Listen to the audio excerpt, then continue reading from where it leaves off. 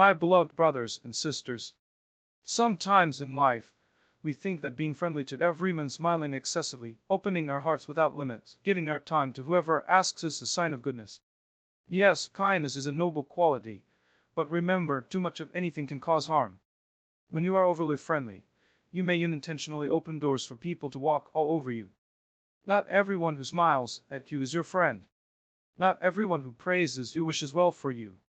Islam teaches us balance kindness with wisdom, generosity with caution, openness with modesty. The Prophet himself taught us about the value of true companionship. He said a person is upon the religion of his close friend, so choose carefully whom you let into your circle. If you are too friendly with everyone, you risk surrounding yourself with people who pull you away from Allah rather than bringing you closer to Him. Over-friendliness can also blur the lines of respect and dignity. A believer is honorable. A believer values their time, their words, and their presence. When you are available to everyone all the time, people stop respecting you. Protect your dignity. Protect your peace. This doesn't mean we should be harsh or rude, no. Islam teaches us to be approachable, gentle, and kind. But kindness doesn't mean weakness. You can be friendly without being mad. You can be warm without being exploited. Learn to say no. Learn to protect your heart. Remember, my brothers and sisters, true friends are few. It is better to have one or two sincere companions who remind you of Allah than to have 100 friendly people who only waste your time. So stop being too friendly. Start being wisely friendly. Carry yourself with balance, modesty, and respect. Let your priority be the pleasure of Allah, not the approval of people. When we speak about boundaries, many people misunderstand the concept. They imagine that setting boundaries means being cold, harsh, or unfriendly. In reality, boundaries are a form of mercy. They are not a wall of arrogance, but a fence of protection. Allah has placed boundaries in our lives from the very beginning. In our faith, there are limits that Allah has drawn for us: what we can eat, how we can dress, whom we can associate with, and even how we speak. These limits are not to restrict us unnecessarily, but to protect us from harm, from regret, and from disgrace. In the same way, personal boundaries in our daily lives are a reflection of wisdom and mercy. When you live without boundaries, you leave yourself open to hurt. If you share everything about your life with everyone, people may use that information against you. If you allow anyone and everyone to walk into your life without caution, you risk exposing your heart to betrayal. That is why in Islam, modesty and self-respect are so heavily emphasized. It is not to make you less social or less approachable, but to guard your dignity. Mercy means protection, and boundaries are a form of protection. Think about the sun. It shines upon the whole world, but it does not descend from the heavens and enter every room. It remains at a distance, and from that distance it provides warmth, light, and life. If the sun came too close, it would destroy everything in its path. In the same way, when you keep healthy boundaries, you can spread kindness, warmth, and friendship, but without burning yourself out or harming your soul. Too much closeness with the wrong people can cause damage that takes years to heal. Our beloved Prophet was the most approachable of people. He was gentle, smiling, and kind.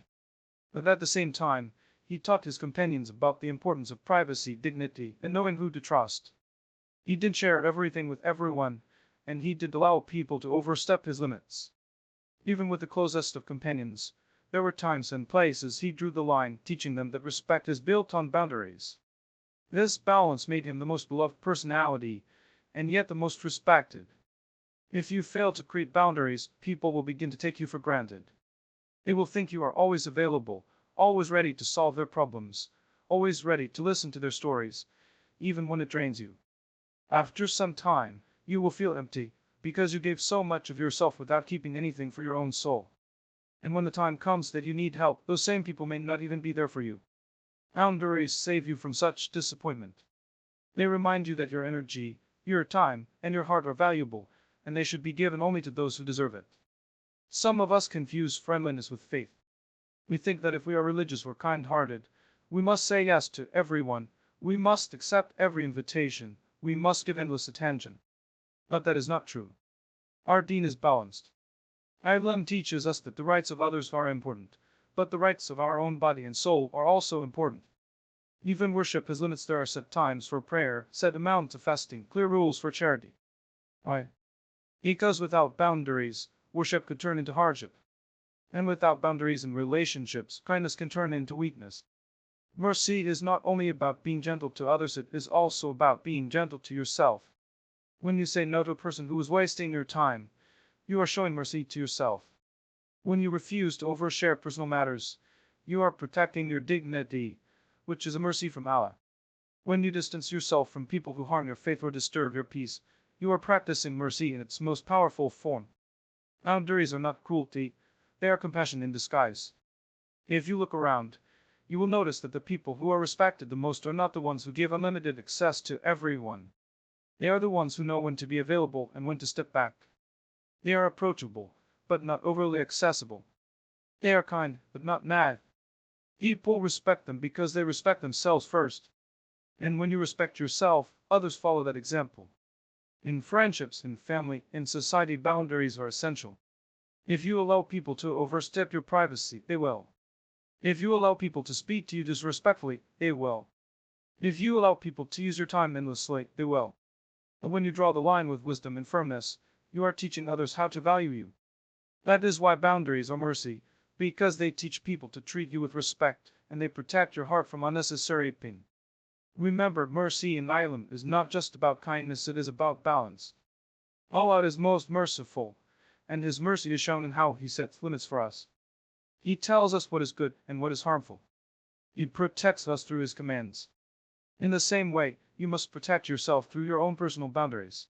When you learn to say no wisely, when you know when to step back, and when you choose your friends carefully, you are practicing mercy on yourself and others.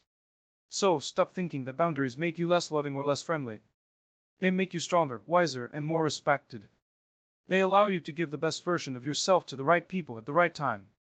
Boundaries are mercy, and when you embrace them, you will find peace in your relationships, dignity in your interactions, and strength in your soul. In life, one of the greatest mistakes we can make is assuming that everyone we meet deserves the same level of trust, attention, and closeness. This is not wisdom, it is naivety. Islam teaches us to be kind to all, yes, but it does not teach us to expose our hearts to all. Not everyone deserves access to your inner world. Not everyone deserves to know your struggles, your dreams, or your weaknesses. There are people who will only value what they know about you when it benefits them. There are people who will use your openness to take advantage of you. That is why the believer must walk with wisdom, giving access only to those who are trustworthy and sincere. If we look at the world around us, even in simple matters, we see the importance of limited access. The most valuable treasures are kept locked and guarded. Banks do not give everyone the keys to the vault. A king does not allow every stranger into his palace. Even your home has doors that are closed to outsiders. Why? Because not everyone has the right or the qualification to enter. In the same way, your heart, your dignity, your time, and your mind are treasures. They are not meant for everyone to use and abuse.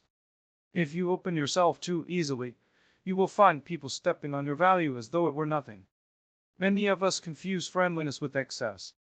You can be polite, smile, and treat people kindly without handing them the keys to your private world. The Prophet taught us about the value of choosing companions carefully.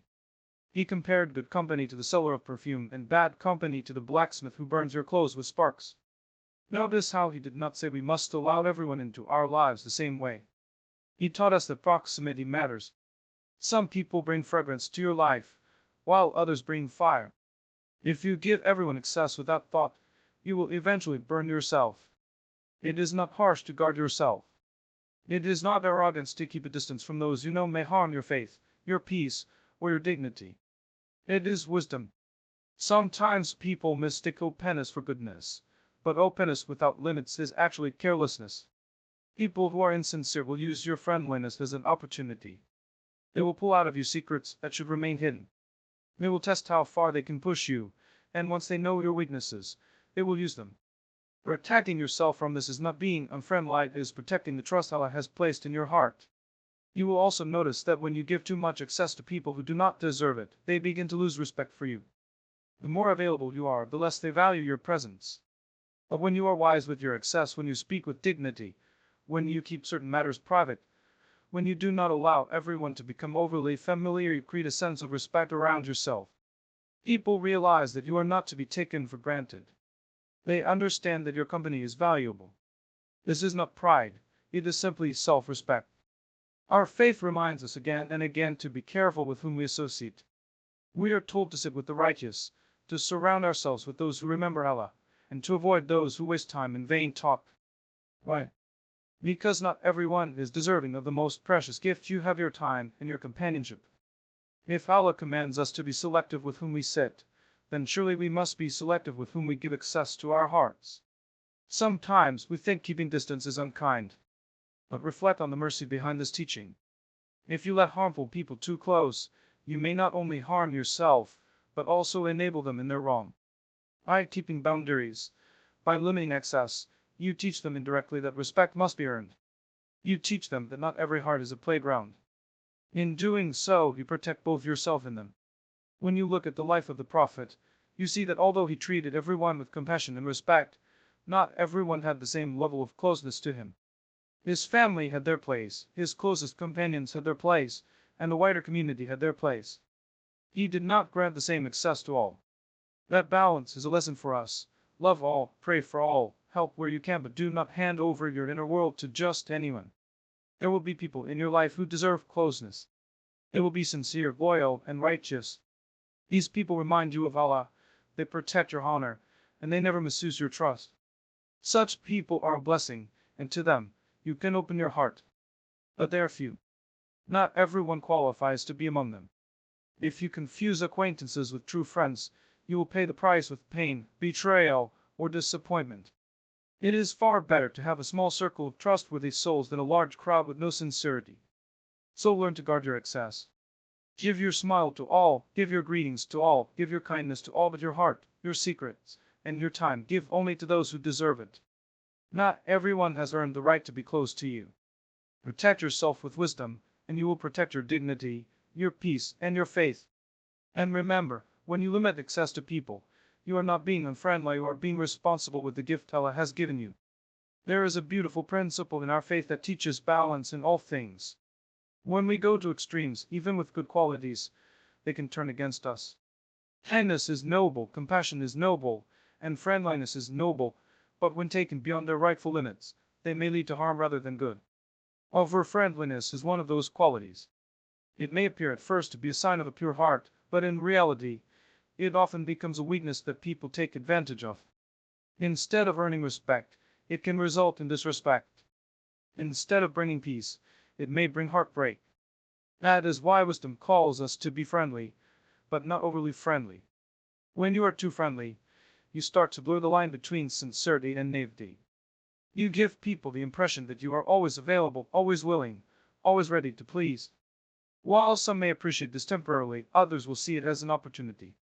They will exploit your good nature, knowing that you will never say no. Slowly, you will find yourself being drained, your time consumed, your energy exhausted, and your dignity diminished. What began as a pure intention ends up leaving you broken. This is the harm of over-friendliness. Even in matters of faith, we are taught not to overburden ourselves. The Prophet warned against excess in worship, saying that our bodies have rights, our families have rights, and we must maintain balance. If balance is needed even in acts of devotion, then surely it is needed in our human interactions. To be friendly without boundaries is like pouring water endlessly into a cup that has no bottom. You keep giving, but nothing remains. At some point, you will feel emptiness and resentment, and this in itself is harm. Another danger of being overly friendly is that people begin to lose respect for you. When you allow everyone to joke with you without limits, when you share too much of yourself with people you hardly know, when you give the same level of closeness to strangers as you do to trusted companions, you cheapen your own value.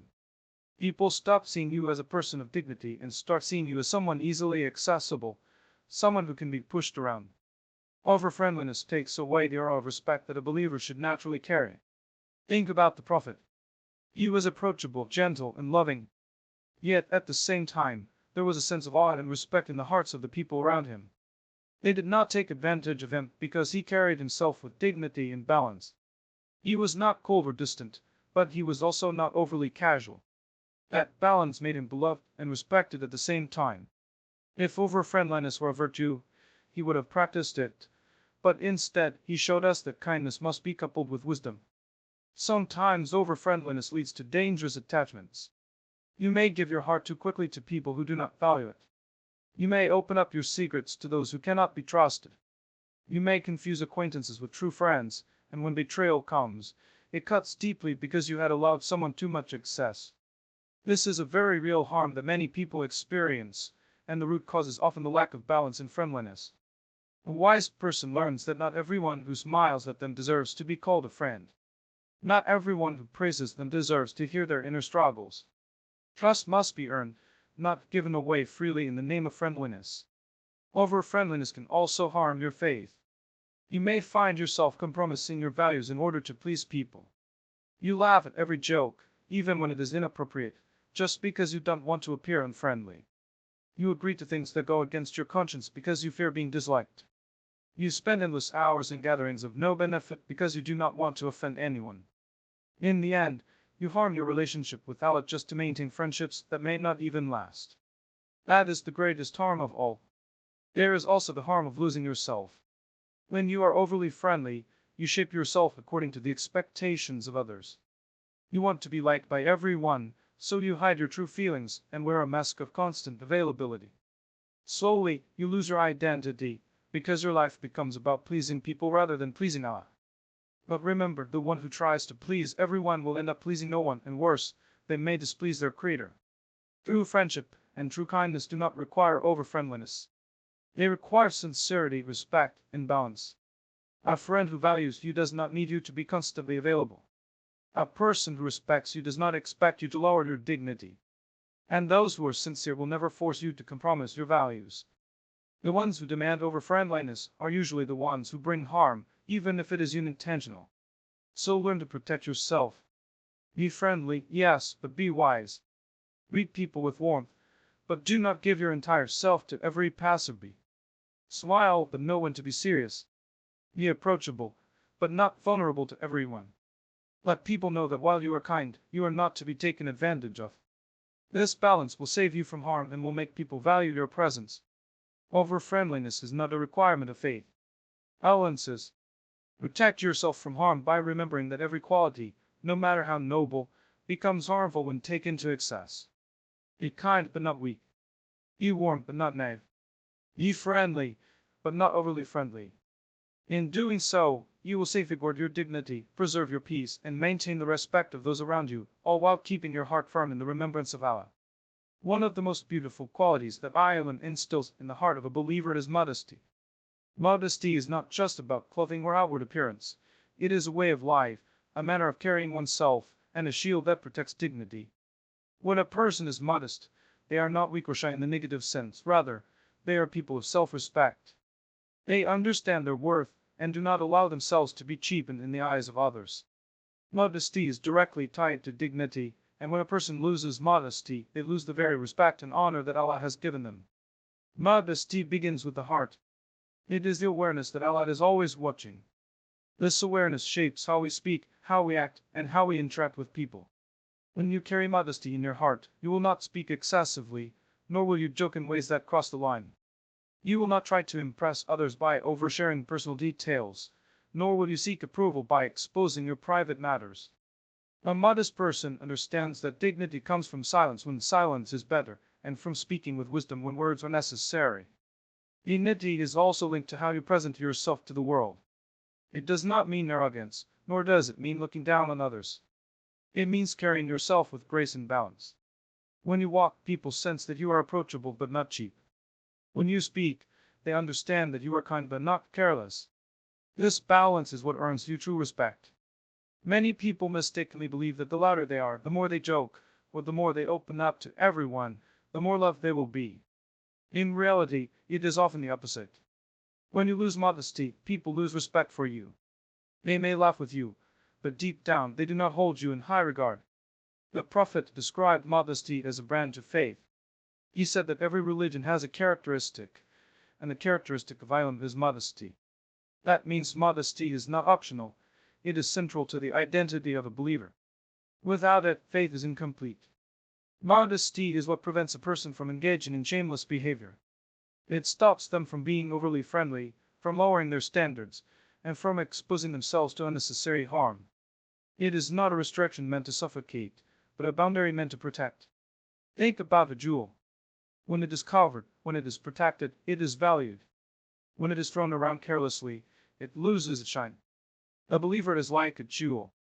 Your value is in your modesty, in the way you protect your heart, your mind, and your character. The more you guard your dignity, the more people respect you, and the more Allah elevates you. But if you strip away modesty, you expose yourself to exploitation, and people begin to treat you with less value. Sometimes people think modesty means weakness or a lack of confidence. In reality, it is the opposite. Modesty shows strength because it takes strength to hold back when others are rushing forward without restraint. It takes strength to lower your gaze when others are staring freely. It takes strength to remain dignified when others are seeking attention. Anyone can be loud, boastful, or overly casual. But it takes a strong believer to remain modest and balanced. That strength brings real honor. Dignity is something every human being longs for, and Islam shows us the path to it. The path is not through trying to please everyone, nor through becoming overly familiar with people, but through holding yourself with self-respect. Dignity is when people think twice before disrespecting you, not because they fear you, but because they recognize the honor with which you carry yourself. Dignity is when people speak about you with respect even in your absence, because your modesty has left an impression on their hearts. When you let go of modesty, you may think you are gaining popularity. You may gain a following of people who laugh at your jokes or who enjoy your over-friendliness. But popularity without respect is empty. What good is it if people know you but do not honor you? What benefit is it if they enjoy your company but never trust you with responsibility? True success lies not in being liked by many, but in being respected by those who matter most. That respect is rooted in modesty. Our society today often pushes people towards shamelessness. It tells you to be bold in the wrong way, to expose everything, to live without filters, to overshare on social media, to make everything public. But as a believer, you are different. You protect your dignity by being selective. You know that not everyone deserves access to your life. You know that modesty is your shield, and you refuse to throw it away for the temporary approval of people. This is where real strength lies. Modesty also affects the way you interact with the opposite gender. Islam teaches that while interaction may sometimes be necessary, it should always be within the bounds of dignity. Over-friendliness here can be especially harmful, leading to misunderstandings, attachments, or even sin. But modesty keeps the line clear. It ensures that respect remains, and that both sides interact with purity of intention.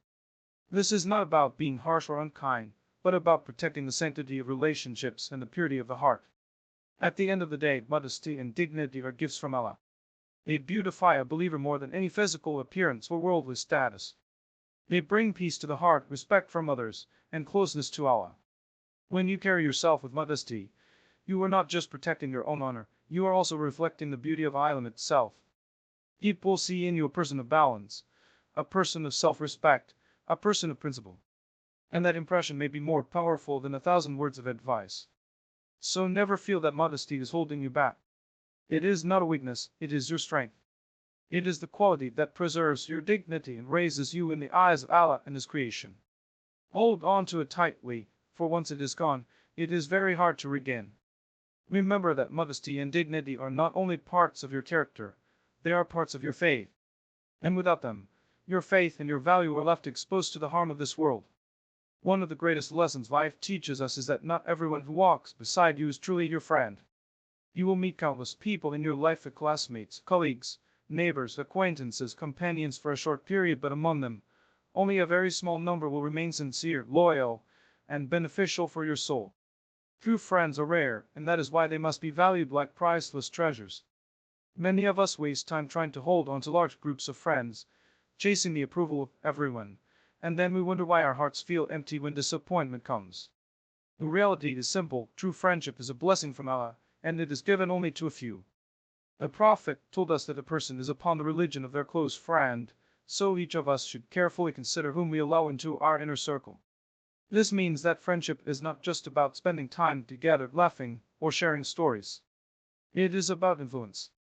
The people you spend time with will shape your heart, your thoughts, and your actions. If your friends are righteous, they will pull you towards goodness. If your friends are heedless, they will drag you towards heedlessness. That is why true friends are few, because very few people genuinely care about your faith and your future.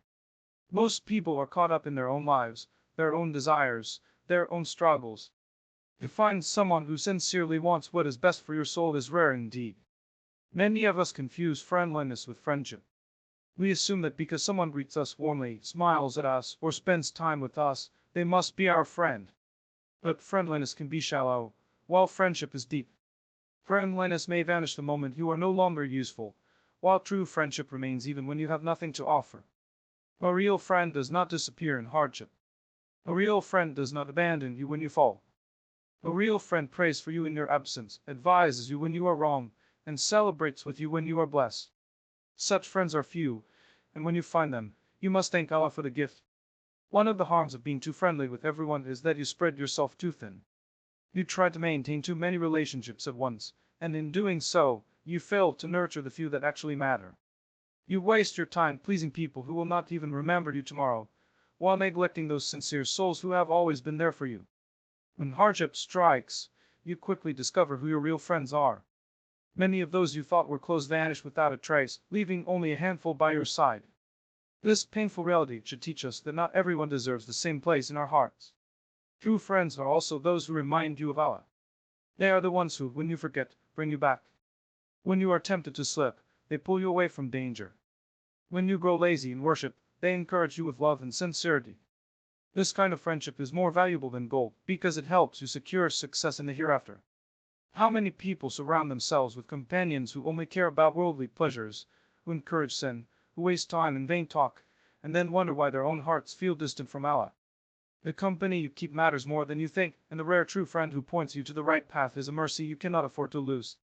Sometimes people will come into your life and seem like friends, but over time you realize they were only there for their own benefit.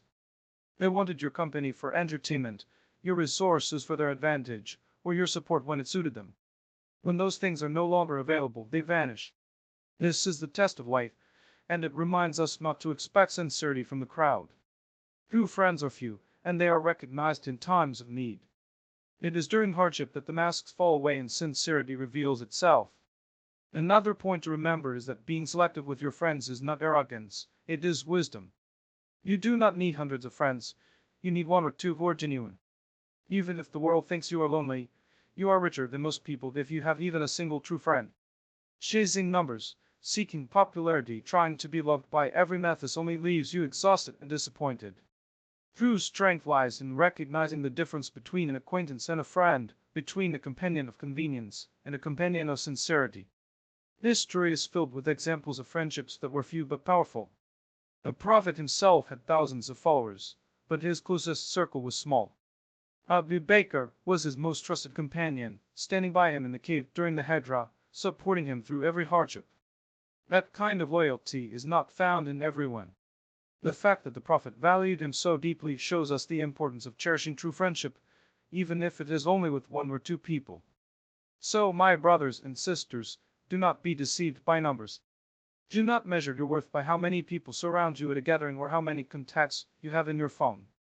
Instead, reflect on who among them is sincere. Who among them makes dua for you? Who among them corrects you with love? Who among them would stand by you when you have nothing left to give? Those are your true friends, and they are few. Cherish them, thank Allah for them, and be that kind of friend in return. Be the one who reminds others of Allah, who stands by them in difficulty, who loves sincerely for His sake. If you become such a friend, Allah may grant you the blessing of finding such friends in return. True friends are few, but their value is immense. They are a reflection of Allah's mercy in your life, and they are among the greatest treasures you will ever possess. There is a great difference between being kind and being naive. Islam teaches us to be compassionate, gentle, and merciful, but it also warns us against foolishness. A believer is meant to have a pure heart, yet at the same time a sharp mind. To avoid naivety is part of wisdom. Naivety is when you expose yourself to harm because you think everyone around you is sincere, everyone is honest, everyone is trustworthy. But life is not like that. People are different. Some are genuine, some are selfish, some are deceptive, and some may even wish you harm. If you walk through life blindly trusting everyone, you will quickly find yourself hurt, betrayed, and broken. That is why our religion encourages kindness with caution and friendliness with wisdom. Naivety is dangerous because it confuses mercy with carelessness. Some people think that being merciful means letting everyone into their lives without question, sharing their secrets freely, lending their time and resources endlessly, and never setting limits. But this is not mercy, this is recklessness. True mercy is to give in a way that benefits others while still protecting yourself. If you give without wisdom, you end up enabling harmful people or allowing them to take advantage of you. You may think you are being noble, but in reality, you are harming yourself and encouraging bad behavior in others. The Prophet said, "The believer is not stung from the same hole twice." This means that a believer should learn from experience. If you are deceived once, it may not be your fault, but if you allow it to happen again and again, then you are not exercising the wisdom of a believer. To avoid naivety is to learn to observe and to protect yourself. It does not mean becoming cold or suspicious of everyone, but it means being alert, being cautious, and recognizing that not every smile is sincere. When a person is naive, they often confuse friendliness with friendship, and politeness with loyalty. Just because someone greets you warmly does not mean they are your ally. Just because someone praises you does not mean they are genuine. A naive person falls for flattery, gives their trust too quickly, and often regrets it later. Life has a way of teaching hard lessons to those who do not protect their hearts. If you want to live with dignity, you must train yourself to be kind without being gullible. Naivety also leads to overexposure. You may share too much about your personal life, thinking that others care as much as you do. But some people only listen to gather information they can later use against you. They may spread your words, twist them, or betray your trust. How many people have been destroyed by their own tongues, speaking too freely in front of those who did not deserve their confidence? Wisdom teaches us to speak less and to listen more, to guard our secrets carefully, and to choose wisely whom we trust. Another harm of naivety is that it makes you vulnerable to manipulation. Some people are skilled at taking advantage of the good-hearted. They know how to use emotions, how to play the victim, how to guilt you into helping them, even when they do not deserve it. If you are naive, you will keep falling for their stories, draining yourself while they walk away unaffected. Protecting yourself from such people does not make you cruel, it makes you responsible. Your kindness should be genuine, but it should not be blind. You must learn to differentiate between those who truly need you and those who are only using you. Avoiding naivety also means knowing your limits. A wise person understands that they cannot save everyone, they cannot please everyone, and they cannot be available for everyone. If you are naive, you will think that saying yes to every request is a sign of goodness. In reality, it weakens you, wastes your energy, and allows others to misuse your generosity. Sometimes the most merciful answer is no, because it teaches people responsibility and prevents them from depending on you excessively. There is also a spiritual danger in being naive. When you are too trusting of people, you may end up following them blindly, even in matters of religion. History is full of examples of individuals who misled others under the guise of piety, and many were harmed because they did not use their minds. Islam does not ask us to be blind followers of people. It asks us to use our intellect, to measure everything against the guidance of Allah and His Messenger. If you are naive, you may be swayed by eloquent words, charismatic personalities, or outward appearances, while forgetting to look deeper. The true measure of a person is their sincerity, their actions, and their adherence to truth, not their outward charm. Being cautious is not the same as being suspicious of everyone. It is simply to be balanced. Treat people well, but do not hand them your trust immediately. Give respect, but do not offer your loyalty until it is earned. Be generous, but know when to withhold. This is how a believer protects their dignity. A wise believer is like a river, beneficial to all, but no one can see the depth at a glance. Naivety, on the other hand, is like shallow water, anyone can step in, stir it, and muddy it. At the end of the day, avoiding naivety does not mean becoming harsh. It means living with awareness, learning from experience, and carrying yourself with wisdom. It means understanding that not everyone who comes into your life comes with good intentions. It means guarding your heart so that you can continue to give kindness without being destroyed by betrayal. True wisdom is to balance mercy with caution, generosity with protection, and friendliness with dignity. If you avoid naivety, you will save yourself from unnecessary pain, and you will learn to value the few people who are truly sincere. Life is too short to be spent recovering from wounds caused by carelessness. Protect yourself, remain kind, but be wise. This is the way of the believer, pure at heart, sharp in mind, and guided by Allah. Respect is something every human being desires.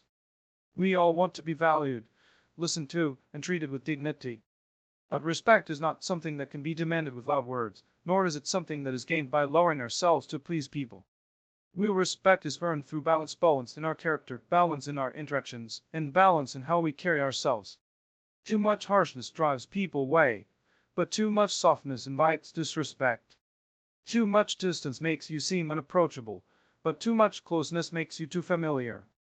The secret to gaining respect lies in walking the middle path, where kindness is paired with firmness and friendliness is coupled with dignity. When you are balanced in your behavior, people know how to approach you. They know you are gentle and approachable, but they also know you have limits. They know you are willing to help, but not willing to be used. They know you will listen, but they also know you will not entertain nonsense. This balance creates an invisible boundary around you that forces others to treat you with respect. Without that balance, you either become feared or taken advantage of. Neither extreme is healthy, because Islam does not teach us to live in extremes. A person who tries to be overly friendly with everyone often finds that people stop valuing them. The more available you are, the less people see your worth. On the other hand, a person who is overly strict and distant finds themselves isolated, with no warmth in their relationships. Of our mistakes. Respect does not come from extremes, it comes from the middle. If you are always laughing and joking, people will not take you seriously when it matters. If you are always strict and unapproachable, people will not feel comfortable coming to you for advice or support. But if you are balanced, sometimes light-hearted, sometimes serious, always respectful, you will find that people give you their respect willingly. Think of the example of the Prophet. He was the kindest of men, smiling, gentle, and approachable. Yet, at the same time, there was a sense of awe in the hearts of his companions. They loved him deeply, but they also respected him so much that they would lower their voices in his presence. This is the best example of respect through balance. He was not a man who gained respect by shouting or intimidating others, nor did he lower his dignity by being overly casual. He walked the path of balance, and through it he earned love and respect together. Respect through balance also applies to the way we deal with family and friends. If you are too lenient with your children, they may stop listening to you. If you are too harsh, they may fear you without loving you. But if you are balanced, sometimes firm, sometimes soft, they will respect you while still feeling safe in your presence. The same is true in friendships. If you are too available, your friends may take you for granted. If you are too distant, they may feel you are cold. But balance ensures that they appreciate your presence and respect your absence.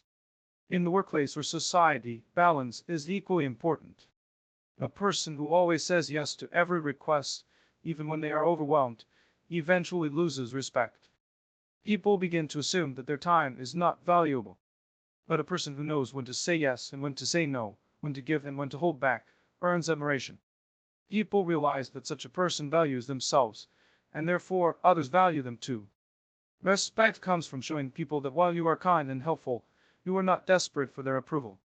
One of the dangers of losing balance is that it makes you compromise your principles.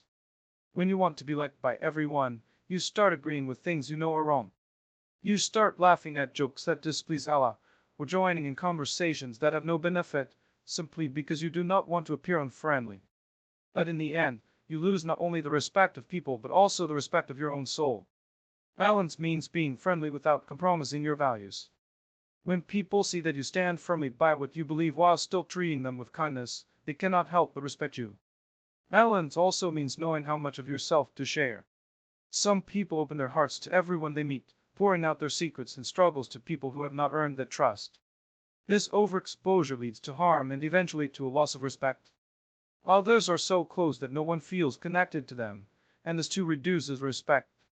But balance is to share enough to be human and relatable, while keeping enough private to maintain dignity. People respect those who know when to speak and when to remain silent, when to open up and when to hold back. Respect through balance also brings peace within yourself. When you live in extremes, you are constantly restless. If you are too strict, you feel lonely.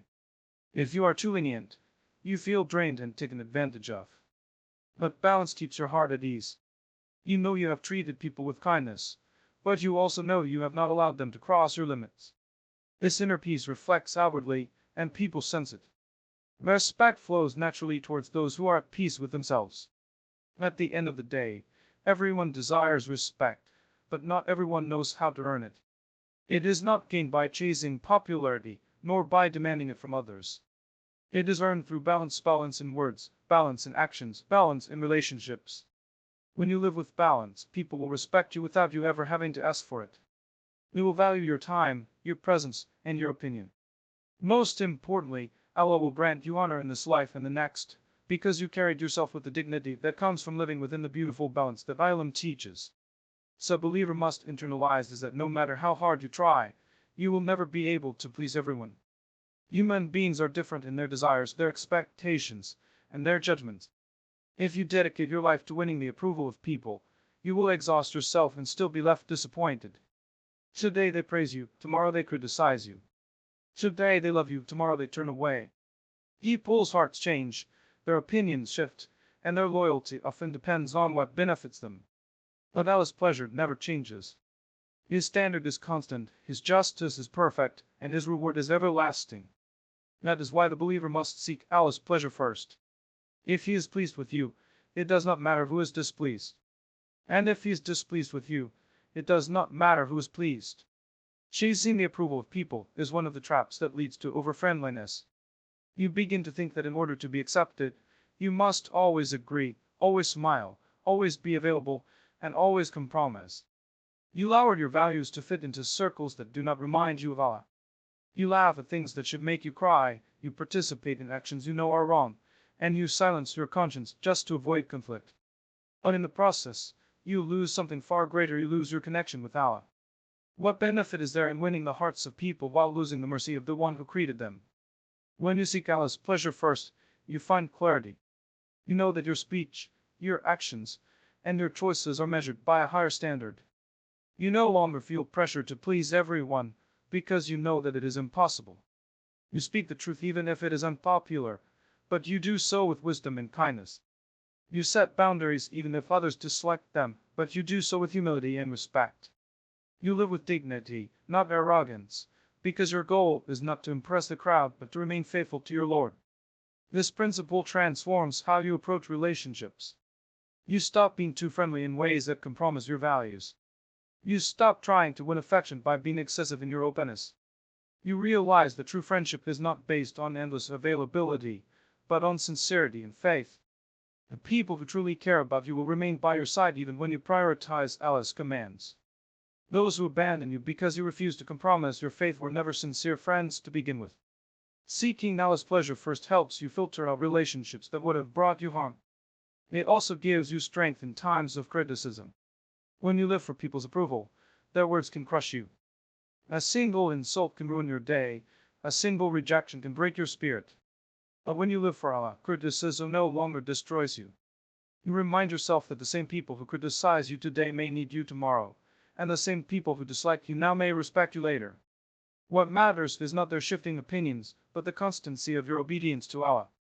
This gives you an inner stability that cannot be shaken by the winds of public opinion. Seeking Allah's pleasure first also brings barakah into your life. When you make decisions with His commands in mind, even if they seem difficult, Allah places goodness in them. When you choose honesty over deception, modesty over shamelessness, dignity over friendliness, Allah honors you. People may not understand at first, but over time they recognize the value of your principles. They may even come to respect you more, not because you chased their approval, but because you stood firm for something greater. Respect that is earned through faith is far stronger than respect that is bought through compromise. This principle is especially important in the age we live in, where the desire to be liked by everyone is stronger than ever. Social media, peer pressure, and cultural expectations push people to seek likes, followers, and attention at any cost.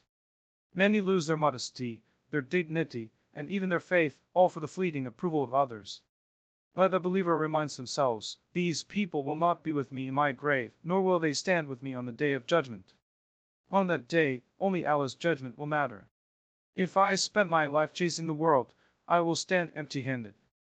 But if I spent my life seeking Allah's pleasure, I will stand with hope in His mercy. Seeking Allah's pleasure first does not mean ignoring people's rights or being careless about how we treat them. Islam teaches us to honor parents, respect neighbors, maintain kinship, and fulfill the rights of others. But even in doing so, our ultimate intention is to please Allah. We are kind to people not because we are desperate for their approval, but because Allah loves kindness. We are respectful not because we fear rejection, but because Allah has commanded dignity. We are generous not because we want recognition, but because Allah rewards charity. In this way, every act of goodness becomes an act of worship rooted in the desire to please Him first. In the end, life becomes much simpler when you put Allah's pleasure first. You no longer waste energy trying to satisfy every person, because you know it is impossible.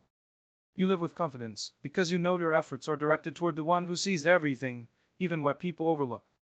You carry yourself with dignity, because you know that honor comes from Allah alone. And you find peace, because your heart is not tied to the changing approval of people, but to the eternal mercy of your Lord. So let go of the burden of over-friendliness, of trying to please everyone, of compromising your faith for the crowd. Seek Allah's pleasure first, and you will find that everything else falls into place.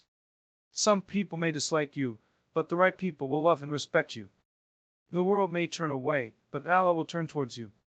And if He is pleased with you, then you have already succeeded, no matter what the world thinks. Life is too short to waste on over-friendliness that strips away our dignity, our time, and even our faith. We spoke about boundaries, about not giving everyone access to your heart, about how over-friendliness leads to harm, about carrying ourselves with modesty and dignity. We reminded ourselves that true friends are rare, that we must avoid being naive, that respect comes only through balance, and above all, that the ultimate goal is to seek Allah's pleasure first. If you reflect carefully, you will see one golden thread connecting all these points. Islam calls us to live with wisdom. Not harshness, not coldness, not arrogance, but wisdom. Kindness that has limits, friendliness that has dignity, openness that has modesty, and love that is guided by faith. When you live with this balance, you protect yourself from harm, you gain the respect of others, and most importantly, you walk a path that pleases Allah Almighty. Do not let people misuse your kindness. Do not let the world trick you into thinking that being liked by everyone is success. True success is to be loved by Allah, to be honored by Him, and to stand on the day of judgment with a heart that is pure and a life that was lived with principle. The people who truly matter will respect you for your faith and sincerity. Those who do not, their opinions were never worth chasing in the first place. So, my brothers and sisters, stop being too friendly in a way that harms you. Be wisely friendly. Be kind but firm, approachable but principled, gentle but dignified. Let your goal in every relationship, every word, and every action be the pleasure of Allah. For if He is pleased with you, then you have everything even if the whole world turns away. May Allah grant us wisdom in our interactions, sincerity in our friendships, protection from harmful people, and His eternal pleasure in this life and the next. Ameen.